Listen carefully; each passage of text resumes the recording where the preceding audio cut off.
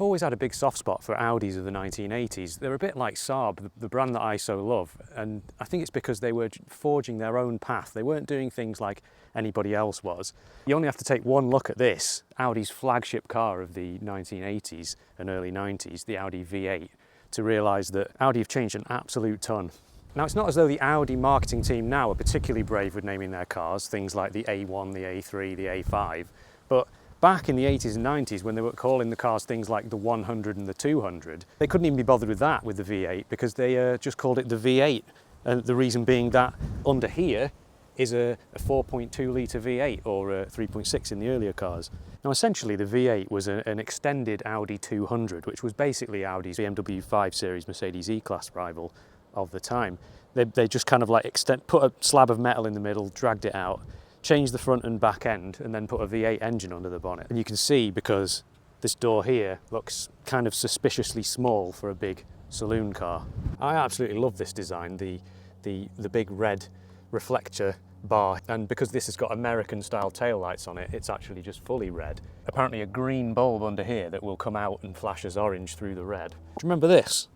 This is what you used to call a normal sized grille before Audi kind of extended its mouth open to the big grille that we all know today. Of course, Audi's styling back then was much more conservative, you know, as the whole car is very square and simple in design, and you know, nothing shows that more than its tiny little mouth. So if this is just an extended Audi 200, which was a kind of fairly normal car back in the 80s, what actually made this car special? Because they were charging £48,000 for this car in 1993. This is the last of the line 1993 model, which in today's money is just shy of £100,000, which is crazy. How did they justify that? Well, first of all, it's got Quattro four-wheel drive, which is a name we now obviously associate with Audis of any sort, but back then it was a pretty special thing to have, you know, when you compare it to cars like the BMW 7 Series, which was rear-wheel drive, and the Lexus LS, again rear-wheel drive. But additionally, the brakes on this car were very clever because they put the caliper inboard. It was basically around about here instead of out here where it would normally be on a brake disc, and that meant that you could get bigger discs because the calipers wouldn't be fouling the edge of the wheel. In today's sizes, these 15-inch wheels are absolutely tiny.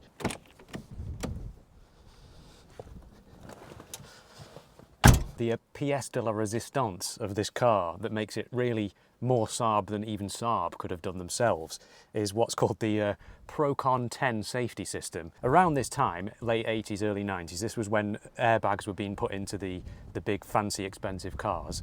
But Audi had been focusing on their special system, the Procon 10, for a few years, and they didn't want to get rid of it. They weren't ready to switch to airbags. It's sort of surprisingly a simple idea, but a little bit more complicated in practice, and that is the steering column and the engine are connected by a stainless steel cable, and when the engine gets pushed in by a front end accident and heads back towards the driver, it pulls the cable in the opposite direction, which is attached to this steering wheel, and basically pulls it out the way, and it just disappears into the dashboard. Your head then comes forward like this in the accident and doesn't hit anything. For this car, I have to say a massive thank you to Simon from Lot 76 and Joseph Lloyd from Lloyd Vehicle Consulting. They're both YouTubers and they bought this car together between them, and they've done a few videos on it already, and you've probably seen it around actually on some other channels. And also for basically saving it, because it was going to end up being a parts car, I think. This car's only done 74,000 miles. It's got a lot of life left in it. Do check out their channels if you've not seen them already, Lot 76 and Lloyd Vehicle Consulting. Oh, sometimes it's nice just getting back behind the wheel of something designed in the 80s, because everything was just so simple back then. Even cars like this, which were the absolute top of the line, you know, they had all of the spec on them, all of the technology. They really were quite basic in many ways. Now, for its time, it was super advanced. Half the dashboard of this car is taken up with these dials across the middle, with the voltmeter, the oil pressure, the oil temperature, the water temperature, the RPM, speedometer, and the fuel gauge. And then you've got a little trip computer, and just like in my Audi, the A2, a little LCD screen that says OK when you first start the car, if everything's OK, and if not, little warning lights, for example, your bulb's out or your screen wash is low. But the technology that it does have, things like the standard cruise control and the 10-disc CD changer, no, not 6-disc, because that's for the peasants. This is a 10-disc system with a Sony head unit that looks like it's been added aftermarket, but I can promise you it hasn't. This is the original head unit, which of course you can take the face off and walk away with, because Back in the day, people would be stealing these very fancy systems, and you would want to keep it safe and look very cool as you walked into the pub or wherever you were with the faceplate of your CD player. The essential luxury item, heated seats or bum warmers, which are adjustable in 6 different temperatures. So you're like, I think I'll have a 3 today. In fact, today I don't want it on any because it's absolutely roasting in here. It does have air conditioning. Now apparently it actually genuinely does need a regas. There we are. It's got automatic climate control, which was a super sophisticated thing for that time. You could select the temperature that you want with this little LCD screen, fan speed. And if you're someone who likes to adjust the air to hit very specific parts of your anatomy, well, you're in luck. But this central part here has got 1, 2, 3, 4, 5, 6, 7 different vents. You've got 3 here which can be shared between passenger or driver, and then 2 on each side. So I think I'll have some here to just go on my right knee, and then another bit there to go up into my forehead. And then of course on this panel here by the driver's side you've got electric windows as well as the memory seat controls, and it's got 4 memory settings in it, which is probably the most I've seen in any car. Normally you maybe get 1 or 2. The seats still work. I can just go back like this and, oh yes, that's nice. Now although there is plenty of legroom in this car, the headroom is surprisingly poor. If I sit up straight with what my physio would probably call proper posture, my head is jammed into the roof of this car, and I'm only 6 foot tall. I'm pretty normal height, so if you have a long or tall torso and good posture, you're going to struggle in this car, I think. Now some of that is because it's got a sunroof, which is of course a very nice feature, is eating into the headroom, and also apparently the seats are mounted quite high. The driving position is okay, but you can't adjust the steering wheel, so I have to drive it like this, like a Formula 1 driver, if I have it set for my leg length. Another strange omission in this car was the armrest. It's a motorway cruiser, isn't it? You want one arm here on the armrest, and you want to be able to do this. Well, steering wheel doesn't come out far enough, so my arms don't reach, and I can't rest my arm down there. Now, it does regain some points in its thoughtful touches. Now, obviously, it's got electrically adjustable door mirrors, but they also tilt downwards when you put the car into reverse. Now that is a feature I absolutely love on any car, and even a lot of modern cars still don't have that. It was a great thing to have before the onset of parking sensors or rear view cameras. A few different little cubby holes to store things, 2 in the door pocket. You've got a little one here which is perfect for sunglasses. A little shelf underneath the steering wheel where you can put things in, but of course with the V8 motor under the engine, under the bonnet, you're going to have everything fly out of there, I think. You've got a glove box, of course, which is fine. Fits things in it, and a little ashtray here in front of the gear lever. Now for the back seats, which of course are a very important part of this car, with it being the big luxury car of its time, we better find out what it's like in the back. So backseat JJ, can you tell us what you think of the back of this car? Yes mate, no problem. First of all, this is supposed to be a big luxury saloon, but the legroom, I mean, he has got it set in Nigel Mansell's racing position, so the seat's about as far back as it'll go, but my knees are almost touching the back. So basically they didn't really extend the middle part of this car at all when they extended the Audi 200. So the legroom is very similar to the other smaller Audis of the time. You've got a bigger boot on the back and a massive bonnet on the front for the engine and the luggage, but you don't have that much legroom or headroom for that matter. This has got the same problem as JJ's Audi A2, which is that the headlining is coming down slightly. But what I do have is this pass-through ski hatch here, so I can get into the boot.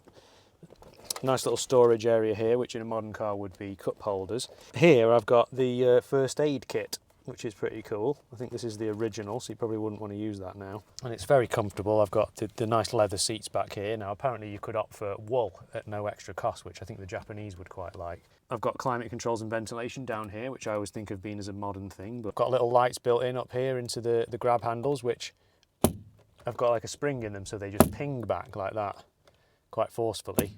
Here we go, we've got some brochure information. Got the paint finishes. Now this car is apparently the Cyclamen Pearl. Lovely metallic purple, isn't it? Oh, that's interesting, JJ. It actually can be fitted with a steering wheel airbag as an optional extra. And it says it's especially effective in combination with the Audi Procon 10 system. Yeah, cheers, pal.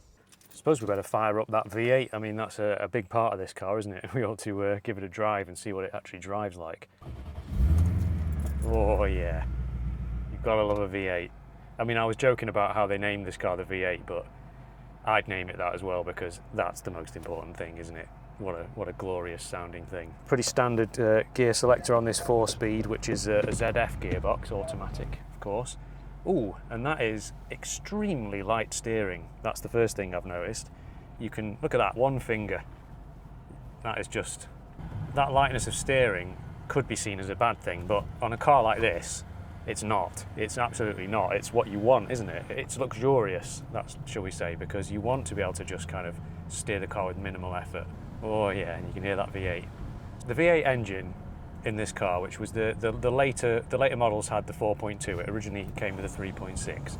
4.2 has 280 brake horsepower, which is massive for a car of its day. Quite a lot more than the the equivalent Lexus.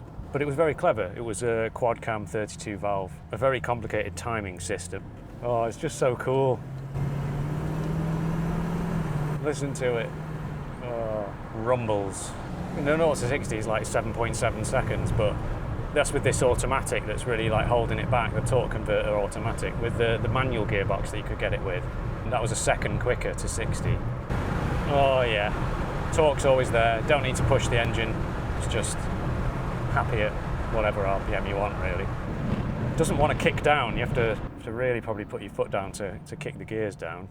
Of course, MPG wise, maybe you'll average 18 MPG. Simon's managed to get 26 MPG with this car on the way down today. And then it kind of floats actually. It does have very comfortable suspension. Obviously it's back when cars were luxurious and comfortable, more so than they are now. Let's see what its turning circle's like. It's a big car, so. Oh yeah, that's pretty good. That is pretty damn good, to be fair. The stalks and everything just feel nice. I mean, the light switch is on like a stalk, which is very odd actually. You kind of flick it up to turn the lights on. It's got a nice sounding indicator on it, little tick tick tick. So the gearbox has got 3 different modes. I've got it in E, economy mode at the moment, which is kind of like your normal mode. You've got sport, which I'm going to switch it into now and see how that behaves. Yeah, it's a little bit more responsive. It holds onto gears longer, just that little bit more sporty edge to it. Just feels cool driving it. One of the big reasons that I love Audis of the 80s was that my favourite Bond film was The Living Daylights, and in that, Timothy Dalton, he drives an Audi 200, which is very similar to this car in terms of its style. And I think I've always loved that, because that was my favourite film, I've always loved that car and those Audis since then. This is just my kind of car, this. I think for all its faults, like when you're cruising along in it, it's just so nice, it's so smooth, it's so easy to drive, it's so comfortable, it's relaxing, it's got all the performance you need. It looks like nothing else on the road, especially in this like metallic purple colour. As I say now, Audi are just not really like that anymore. They've got that more sporty edge to them with the big grills and the in-your-face design, and this car did become the Audi A8 later on, and the A8 did kind of stick to this more subdued quality, relaxing thing, but I don't know, like the ride quality got a bit worse on the later A8s, and the styling got a bit more aggressive. But it's a brilliant thing to drive, like absolutely not sporty, but sure-footed because of the Quattro. I suppose one of the downsides to owning a car like this is really maintaining it and finding the parts, because they didn't make many of them in the first place, and there's certainly almost no parts left for cars like this. Simon and Joseph have done a real good thing by keeping this car on the road. What an interesting and different car it's been to drive, like a really nice day driving it, because it's just like nothing else. Audi of that time were really forging their own path, and although they didn't quite get the V8 right, I think that the smaller cars it was based on were decent cars. And obviously this has compromised a bit in terms of its interior space and the cost of it when it was new, and the complexity of systems like the brakes and the four-wheel drive. But all that considered, it's a really, really nice car, and I really enjoyed driving it today. So thanks again to Simon and Joseph for lending it me. And thank you very much for watching, and I'll see you in the next video.